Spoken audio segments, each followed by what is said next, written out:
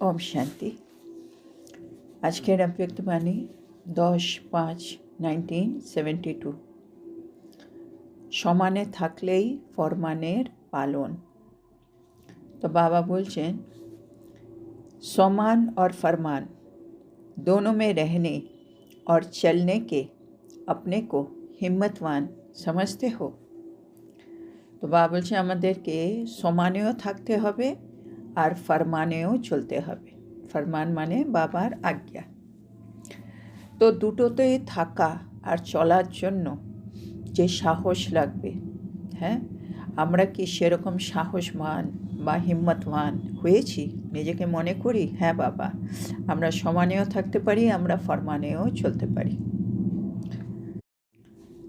তো বাবা বলছেন समान में भी सदा स्थित रहे और साथ साथ फरमान पर भी चलते चले, इन दोनों बातों में अपने को ठीक समझते हो। আমরা সব সময় সমানে স্থির থাকব আর সাথে সাথে বাবা বলছে আমরা ফরমানেও চলতে থাকব। এই দুটি বিষয়েই আমরা নিজেকে কি ঠিক মনে করি? বাবা এটা বারে বারে কনফার্ম করছে। अगर समान में स्थित नहीं रहते हैं तो फरमान पर चलने में भी कोई ना कोई कमी पड़ जाती है। বাবা বলছেন যদি আমরা সমানে স্থিত না থাকি তাহলে আমরা দেখা যাবে ফরমানের অনুসারেও নিজেকে চালাতে কোনো না কোনো বাবা বলছে কমতি তো থেকেই যাবে। তার মানে বাবা বলতে চাইছেন যদি আমি আত্মা সমানে স্থিত থাকি তাহলেই আমি ফরমানে ইজিলি চলতে পারব। সমানে স্থিত না থাকলে আমি ফরমানে চলতে পারবো না 100%।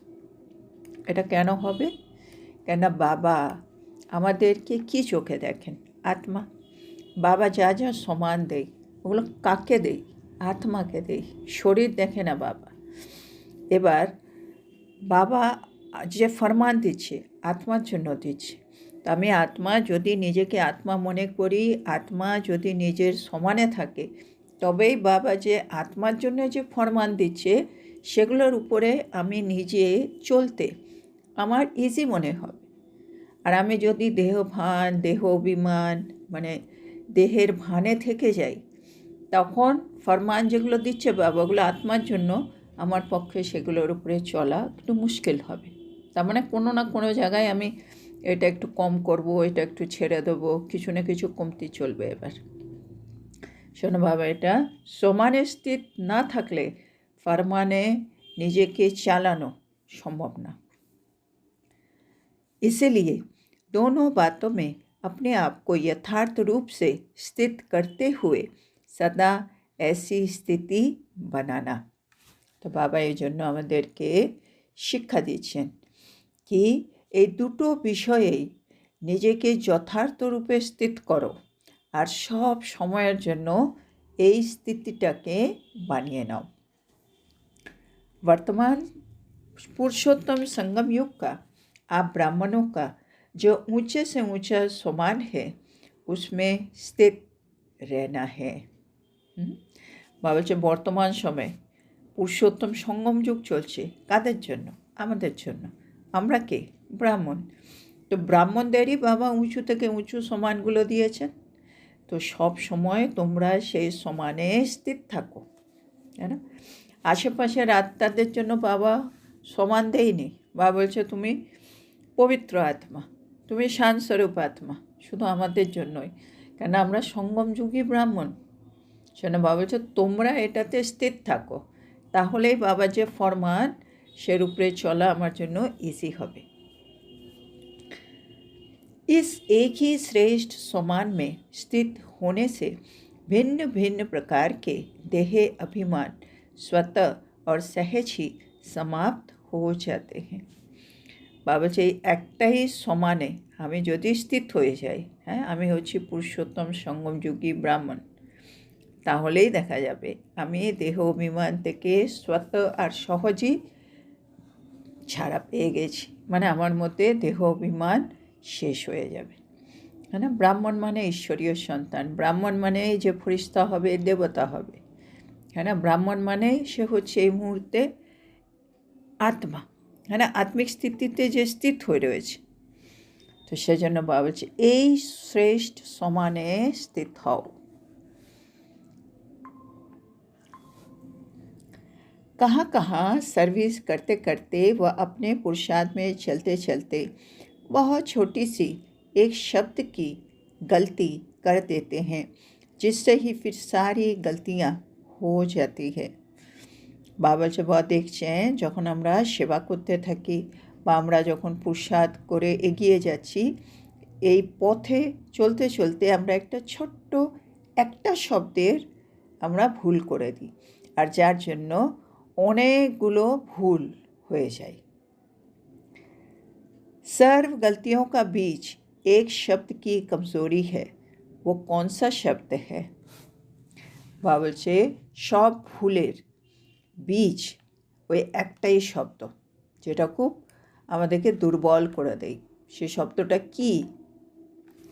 তো বাবা বলছেন সমান সে স্ব শব্দ নিকাল দেতে হো।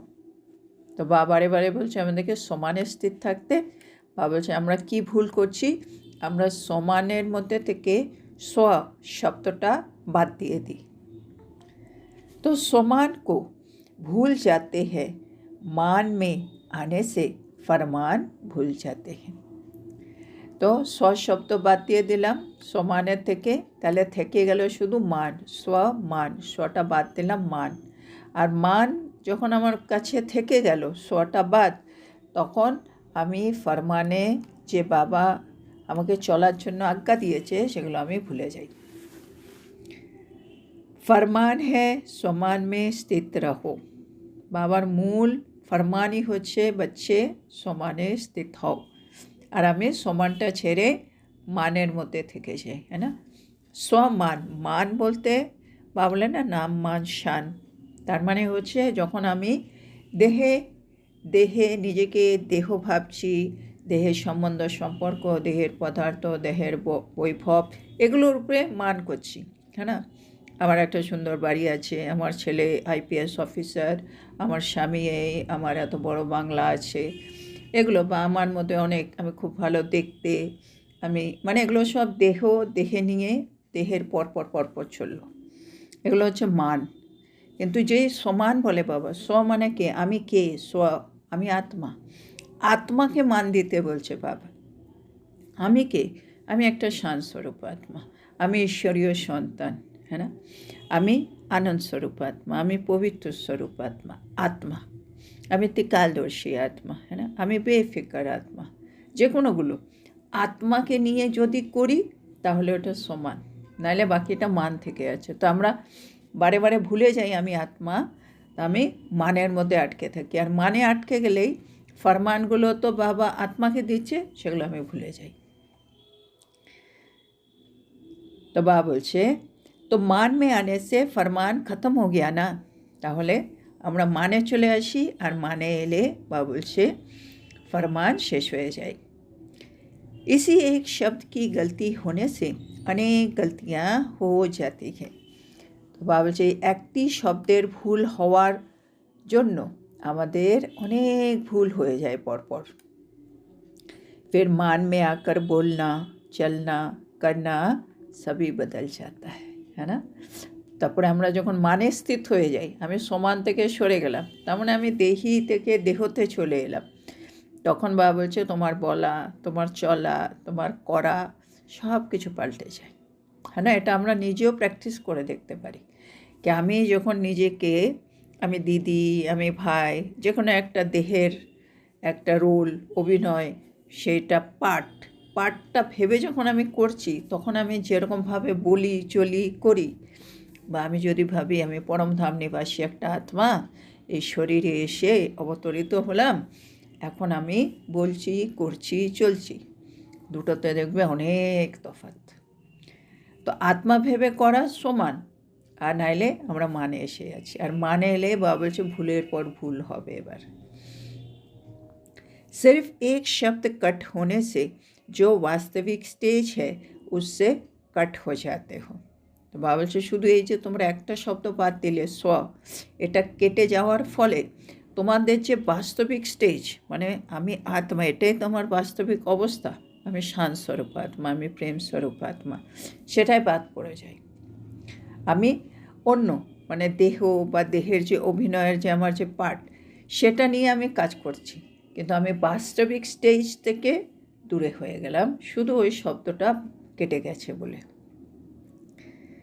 ऐसी स्थिति में आने के कारण जो पुरुषार्थ व सर्विस करते हैं उसकी रिजल्ट ये निकलती है जो मेहनत ज़्यादा और प्रत्यक्ष फल कम निकलता है। আর বাবা বলছে এরকম স্থিতিতে, মানে আমরা যখন মানের মধ্যে চলে আসি, ও সেই হিসেবে আমি যখন বলছি, করছি, চলছি, তার কারণে কি হয়, আমরা যে কোনো পুরুষার্থ করছি বা যে কোনো রকম সার্ভিস করছি, এর রেজাল্ট কীরকম বেরোচ্ছে, বা বলছে পরিশ্রম অনেক বেশি করবে, প্রত্যক্ষ ফলটা কম হবে। যেন বাবা বলে না, আত্মিক স্থিতিতে স্থিত হলে তোমার মেহনত কম, ফল বেশি।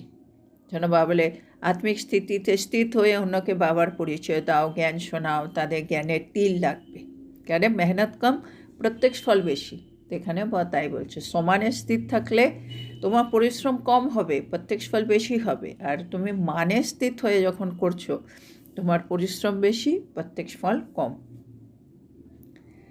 सफलता मूर्त जो बनना चाहिए वो नहीं बन पाते, और सफलता मूर्त न बनने के कारण और सफलता प्राप्त न होने के कारण फिर उसकी रिजल्ट क्या होती है।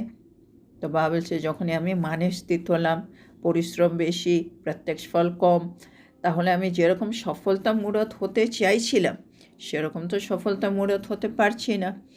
আর সফলতা মূরত হতে পারছি না বলে, মানে আমি সফলতা প্রাপ্ত করছি না বলে, এবার আমার কি রেজাল্ট হবে, মেহনত বহুত করতে করতে চলতে চলতে থক যাতে, হ্যাঁ না। তখন দেখবো বাবা এত পুরুষার্থ করছি, কিছুই হচ্ছে না, না নিজের মধ্যে পরিবর্তন দেখতে পাচ্ছি, না আমি আশেপাশে যে পরিবর্তন দেখতে চাইছি সেটাও পারছি না। হ্যাঁ, তাহলে বাবা বলছে আমরা কি হলো, চলতে চলতে করতে করতে ক্লান্ত হয়ে যাই, হ্যাঁ, থক যাতে हैं। উল্লাস কম হতে হতে আলস্য आ जाता है। হ্যাঁ, এটা একটা সুন্দর, উল্লাস কমে যাবে, কারণ আমি এত করছি, হচ্ছে না রেজাল্ট, আর হতে হতে এক সময় আমাদের মধ্যে আলস্য চলে আসবে।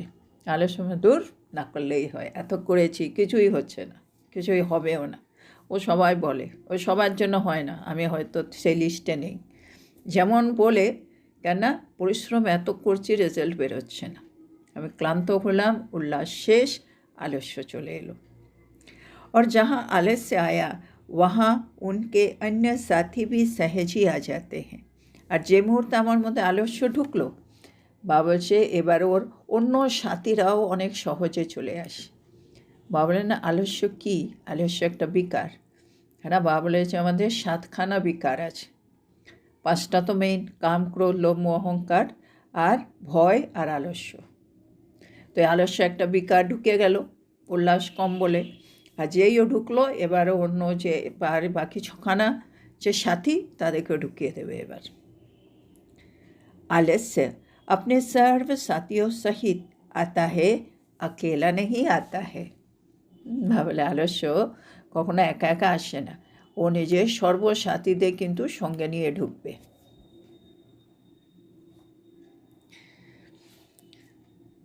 जैसे बाप भी अकेला नहीं आता, अपने बच्चों सहित प्रत्यक्ष होता है। বাবা বলছে এক এক্সাম্পল দিয়ে, দেখো বাবাও, মানে বাবাকে সবাই চিনবে, তো বাবার বাচ্চারাও কিন্তু বাবার সাথে সাথে প্রত্যক্ষ হবে। যেন বাবাও একা আসেন না, বাবার সাথে সাথে ওনার সন্তানেরাও প্রত্যক্ষ হবে। ওরকমই আলস্য একা একা আসবে না, ওর সাথে অন্য সঙ্গী সাথীগুলোও প্রত্যক্ষ হবে। এবার আমার মধ্যে ক্রোধ দেখা যাবে, আমার মধ্যে ভয় দেখা যাবে, আমার মধ্যে লোভ দেখা যাবে, যেগুলো আগে ছিল না এবার ঢুকতে শুরু হয়েছে। वैसे ये जो विकार है वो भी अकेले नहीं आते हैं। হ্যাঁ, বাবা বলছে এমনিও দেখা যায় আমাদের মধ্যে যে বিকার আছে ওগুলো কিন্তু কখনো একা আসে না, সাথীও কে সাথ আতে হ্যাঁ। মানে বিকাররাও বাবা বলে নিজেদের মধ্যে খুব গভীর বন্ধুত্ব, বাবা বলে যেমন গুণ, তাদের মধ্যে অনেক বন্ধুত্ব আছে। একটা গুণ ধারণ করতে পারলে অন্য গুণগুলো ফলো হবে।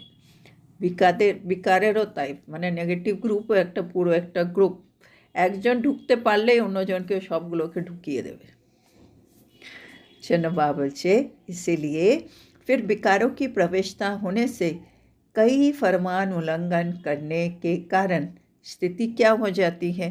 তাহলে আগে আমার মধ্যে বিকার ছিল না, কিন্তু এবার বিকার ঢুকে গেল। একটা বিকার না, এবার অনেক বিকার ঢুকছে। আর যত বিকার ঢুকলো, এবার আমার বাবার যে ফরমান ওগুলো উল্লঙ্ঘন শুরু হলো। বাবা বলছে ক্রোধ করার দরকার নেই, এবার আমি ক্রোধ করছি। বাবা বলছে লোভ করা উচিত নয়, আমি এখন লোভ করছি। কেন? বিকারগুলো ঢুকলো, ফরমান উল্লঙ্ঘন হলো। তাহলে বাবা বলছে এবার তোমাদের স্থিতি কী হবে? তাইলে कोई ना कोई बात का अरमान रह जाता है ना। এখন ফরমান উল্লঙ্ঘন হচ্ছে, এর উল্টো কি হবে? এখন বাবা বলছে কোনো না কোনো আমার মধ্যে আরমান, মানে আমার কোনো ইচ্ছে বা বাসনা, ওইটা এবার থেকে যাবে। কেন? আমি চাইছি এটা হোক, কিন্তু এবার আর হবে না। বিকার ঢুকে এবার আরও ফরমানের উল্লঙ্ঘন শুরু হয়ে গেছে। এর কি রেজাল্ট? न स्वयं संतुष्ट रहते हैं, न दूसरों को संतुष्ट कर पाते हैं, सिर्फ एक शब्द कट करने के कारण। তো বাবা বলছে এতে কী হবে? না আমি নিজে সন্তুষ্ট হলাম, কারণ আমরা তো সত্যিই চাইছি পুরুষার্থ করে লক্ষ্মীনারায়ণ হব, ফরিস্তা হব, এটা তো আমাদের সকলেরই ইচ্ছে। কিন্তু এবার হচ্ছে না, আমি নিজেও নিজের সাথে সন্তুষ্ট নয়, এবার আমি অন্যকেও সন্তুষ্ট করতে পারছি না। কেন? কারণটা কি? বলছে শুধু তুমি ওই একটা শব্দ কাট করে ফেলেছিলে বলে, মানে চলে এসছো সমানের জায়গায়। इसीलिए कभी भी अपनी उन्नति का जो प्रयत्न करते हो या सर्विस का कोई भी प्लान बनाकर प्रैक्टिकल में लाते हो, तो प्लान बनाने और प्रैक्टिकल में लाने समय भी पहले अपने समान की स्थिति में स्थित होके फिर कोई प्लान बनाओ और प्रैक्टिकल में लाओ। শোনো, বাবা এখন আমাদের শিক্ষা দিচ্ছেন কি? বাবা বলছে তোমরা যদি সত্যি নিজের উন্নতি করতে চাও, বা তোমরা যদি কখনো কোনো সেবার প্ল্যান বানাচ্ছ যেটাকে তোমরা প্র্যাকটিক্যালে আনতে চাইছো, তাহলে প্ল্যান বানাবার সময়, প্র্যাকটিক্যালে আনার সময় তোমরা নিজের সমানে স্থিত হও আগে।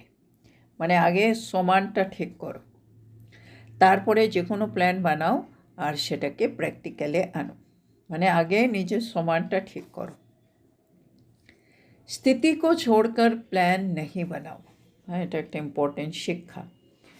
অনেক সময় আমরা কী হয়, মানে স্থিতিটাকে ছেড়ে দিই। অনেক কাজ আছে, বুঝেছিস তো, ওইসব ওগুলো লাগবে না। মানে আমি আত্মা এখন একটু ডিস্টার্ব আছি, একটু 2 মিনিট সাইলেন্সে বসে মনটাকে একটু শান্ত করে নিই। হ্যাঁ না, আমার ভাবনা চিন্তাগুলো একটু উল্টো পাল্টা হচ্ছে, এগুলোকে একটু সব ঠিক করে নিই, মনে একাগ্র করি, বাবার সাথে 2 মিনিট বসিয়ে যে একটুখানি থামবো, সেটা আমরা করি না। তো আমরা স্থিতিটা ঠিক না করে অন্য কাজগুলো করে ফেলি, কেন কাজ অনেক বেশি, আর স্থিতি করার জন্য সে 2 মিনিট 3 মিনিটও আমি টাইম দিই না। বাবা বলছে এটা ভুল হচ্ছে। আগে স্থিতি বানাবে, তারপরে তুমি প্ল্যানে যাবে। শোনো, বাবা বলে যখন আমরা বাড়িতে স্পেশালি যখন রান্নাবান্না করছি, মানে বাবার জন্য ভোগ বানাচ্ছি, এখন তো আমাদের সাধারণ রান্না নয়, আর সেটা আমি বাবাকে ভোগ দেব, আর এগুলো সব আত্মারা খাবেও। তখন কি করবে? আমার যদি মনের অবস্থা ভালো না থাকে, বাবা বলছে তুমি রান্না করতে যেও না, মানে ভোগ বানাতে যেও না, আগে মনটাকে শান্ত করো, স্থিতি আগে, তারপরে কাজ। যেখানে বাবা তাই বলছে স্থিতি কো ছোড়কে প্ল্যান नहीं বানাও। প্ল্যান মানে সাধারণ প্ল্যান, কি আজকে আমি এই সময় রান্না করব, তারপর আমি বাইরে এখানে যাব, তারপরে এই কাজ করব, এগুলো প্ল্যান মানে বড় বড় করতে হচ্ছে না। কিন্তু যে কোনো কিছু করার আগে হচ্ছে স্থিতি ঠিক করা, সেটা বাবা আন্ডারলাইন করাচ্ছে। এবার আরও বলছি, अगर स्थिति को छोड़कर प्लान्स बनाते हो तो क्या हो जाता है। আমরা দুটোই করতে পারি, স্থিতি ঠিক করে প্ল্যান বানাবো, আর আরেকটা বাবা বলছে স্থিতিকে আমি ঠিক না করে প্ল্যান বানাবো, তাহলে বলছে কী হবে? তাহলে उनमें कोई शक्ति नहीं रहती है। বলছে তার মধ্যে কোনো রকম শক্তি থাকবে না। মানে আত্মা নিজের স্থিতিতে স্থিত না হয়ে তাড়াহুড়ো করে একটা প্ল্যান বানিয়ে দিল, সেটা প্র্যাকটিক্যালে আনার চেষ্টা করছে, কিন্তু যে করবে, কে করবে? আত্মা করবে। আমি দিদি কোনো কাজ করছি না, আমি মা কোনো রান্না করছি না, মায়ের ওই যে পার্ট বা মায়ের মধ্যে যে আত্মা আছে সে আত্মাই তো রান্না করছে, সে আত্মাই তো দেখছে, করছে। ওই আত্মার মধ্যে তো শক্তিই নেই, কেন? সে তো স্বস্থিতি থেকে সরে গেছে। শোনো, যতই কাজ করুক, কাজগুলো যেরকম হওয়া উচিত সেরকম হবে না, মানে শক্তিশালী কাজ হবে না। तो बाकी बोलছে बगैर शक्ति उस प्लान का प्रैक्टिकल में क्या प्रभाव रहेगा। হ্যাঁ, বা বলছে তোমরা প্ল্যানিং করার সময় স্থিতিটাকে ঠিক করলে না, তার মানে শক্তিটা এলো না, তাহলে এবার প্র্যাকটিক্যালে এর কি প্রভাব পড়বে। सर्विस तो खूब करते हो, विस्तार बहुत कर लेते हो, लेकिन बीज रूप अवस्था को ही छोड़ देते हो। হ্যাঁ, এটা আমাদের অবস্থা দেখছে, আমরা খুব সেবা করি বাবার, আমরা অনেক বিস্তার করে নিই, মানে সেবা সেবা সেবা সব রকম করে ফেলছি, কিন্তু আমি নিজের স্থিতিটাকে ঠিক করছি না, যেটাকে বাবা বলছে বীজ রূপ অবস্থা কো ছোড় দিতে হো। আত্মা নিজের স্বস্বরূপে স্থিত হবে, আত্মা নিজের সমানে স্থিত হবে, সেই অবস্থাটাকে বাদ দিয়ে আমি সব করছি। বিস্তার মে জানে সে সার নিকাল দিতে হো। বলছে তোমরা বিস্তারে অবশ্যই চলে যাবে, কিন্তু তোমাদের সার মানে যে শক্তি সেটা চলে যাচ্ছে। আত্মা নিজের স্বস্তিতে নেই, তার মানে আত্মার মধ্যে সার নেই, সার মানে শক্তি নেই, তাহলে শক্তি ছাড়া ও সব কাজ করছে। এবার विस्तार को समाने अर्थात सार स्वरूप बनने नहीं आता है। মানে দেখা যায় আমরা সব কিছুর একটু বিস্তারে চলে যাই, কিন্তু সব কিছুকে বিস্তারকে গুটিয়ে এনে নিজের সার স্বরূপ স্থিতিতে স্থিত হব, একটু স্বস্থিতিতে স্থিত হব, এটা বাবা বলছে এখনও আমরা করে উঠতে পারিনি। क्वांटिटी में चले जाते हो लेकिन अपनी क्वालिटी नहीं निकलती है। তো বাবা বলছে এখানে কি হয়, আমরা কোয়ান্টিটিতে চলে যাই, কোয়ান্টিটি মানে বিস্তার।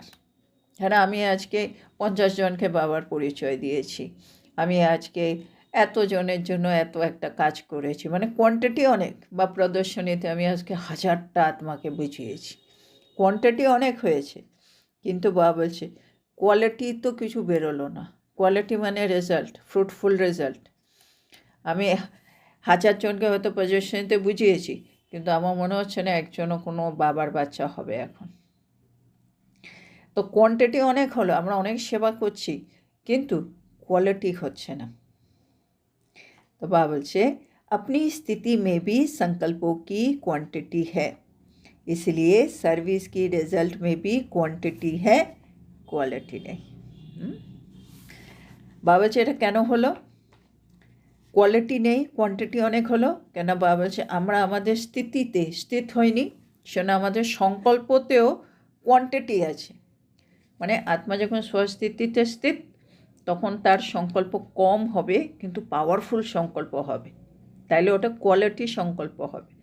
কিন্তু আমি আত্মা তো স্বস্থিতিতে স্থিত হচ্ছি না, তার মানে আমার সংকল্পরও অনেক কোয়ান্টিটি আছে, সেজন্য সেবারও অনেক কোয়ান্টিটি হলো, কিন্তু রেজাল্টে কোয়ালিটি নেই, কেন আত্মা নিজের কোয়ালিটিতে স্থিত ছিল না, স্বস্থিতিতে স্থিত ছিল না।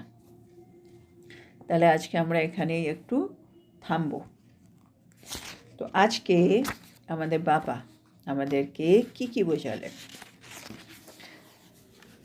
তো আজকে আমাদেরকে বাবা বলছেন দুটো শব্দ আন্ডারলাইন করতে, যেগুলো দুটোই কানেক্টেড, সমান আর ফরমান।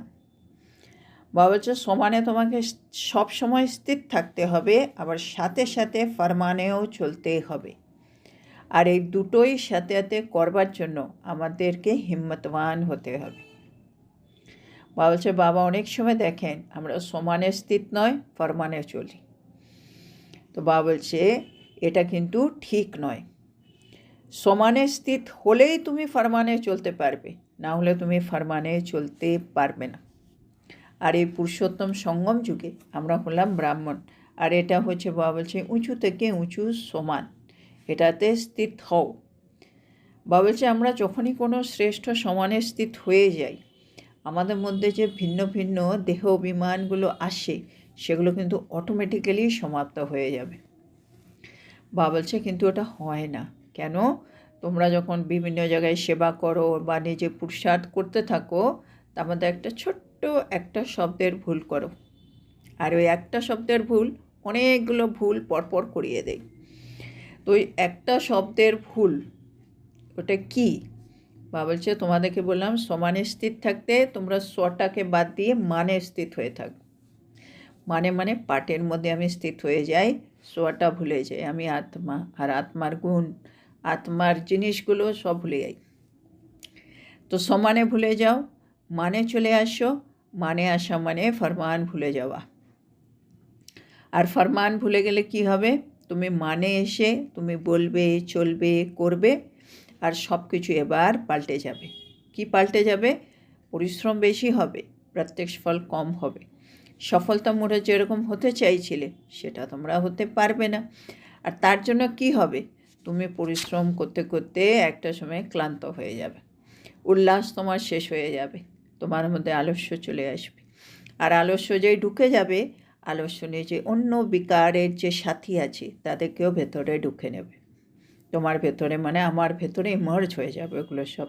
যেমন বাবাও একা আসে না বাচ্চাদের সাথে প্রত্যেক সময়, এই বিকারগুলোও তাই, এরাও কখনো একা থাকবে না।